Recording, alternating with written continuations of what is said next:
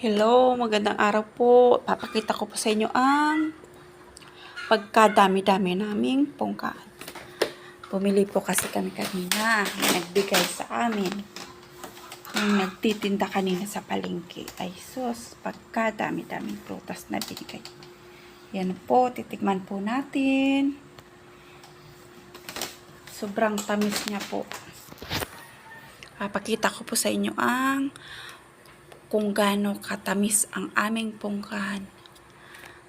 Salamat sa nagbigay. Salamat po talaga. Grabe ang tamis po talaga ng pungkahan na ito.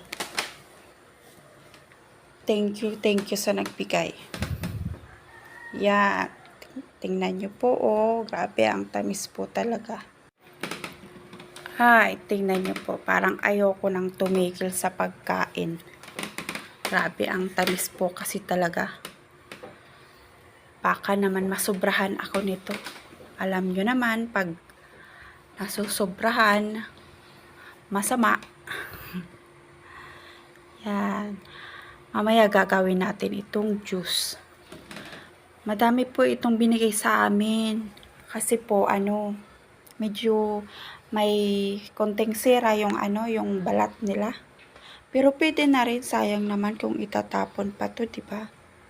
Medyo may may damage yung sa labas ng balat. Yan. Yan, pipiliin natin yung pwede pa. Sayang naman po kasi pag itinapon, pwede pa naman kainin, di ba?